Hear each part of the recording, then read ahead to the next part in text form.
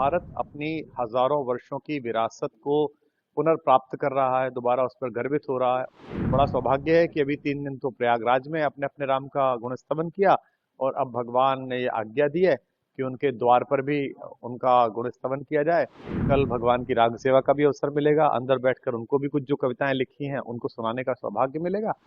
ये सौभाग्य है, एक नए सांस्कृतिक युग का शुभारंभ है, भारत की आध्यात्मिक चेतना का प्रस्फुटन है। और इसे कोई धार्मिक उत्सव न माना जाए। मैंने पिछली बार भी कहा था, भारत अपनी हजारों वर्षों की विरासत को पुनर्प्राप्त कर रहा है, दोबारा उस पर गर्वित हो रहा है। और पूरे भारत के 150 करोड़ लोग, चाहे वो किसी भी पंथ विश्वास और मान्यता के हों, उनके लिए अयोध्या जी, प्रयाग, तीर्थराज प्रयाग, ये सब आस्था के, श्रद्धा के केंद्र हैं। तो बड़ा सौभाग्य है कि अभी 3 दिन तो प्रयागराज में अपने अपने राम का गुणस्तवन किया और अब भगवान ने ये आज्ञा दी है कि उनके द्वार पर भी उनका गुणस्तवन किया जाए। और कल भगवान की राग सेवा का भी अवसर मिलेगा, अंदर बैठकर उनको भी कुछ जो कविताएं लिखी हैं उनको सुनाने का सौभाग्य मिलेगा। तो निश्चित रूप से ये पूर्वजों के पुण्य कर्म है और उन करोड़ों लोगों की शुभकामनाएं हैं जो मेरी वागीशा के माध्यम से, जो सरस्वती की कृपा है, जो साधना है, उसके माध्यम से कुछ सकारात्मक और आध्यात्मिक इस देश के लिए मुझसे करवाना चाहते हैं। तो महाकुंभ की तैयारी चल रही है।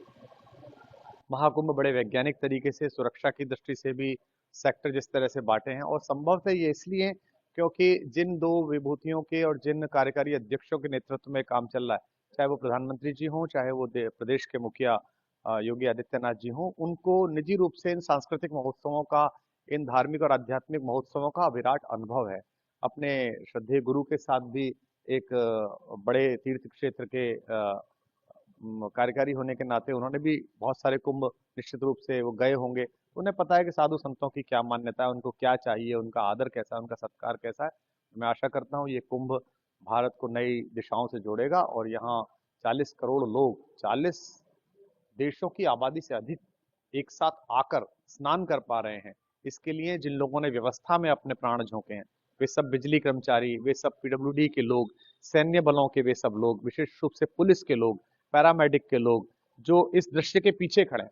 हम तो आचार्यों को, महामंडलेश्वरों को, शंकराचार्यों के दर्शन पा रहे हैं, लेकिन ये दर्शन सुयोग से चल सके, इसके पीछे जो श्रम शक्ति लगी हुई है, यह कुंभ उन श्रम शक्ति के स्तवन का भी कुंभ है।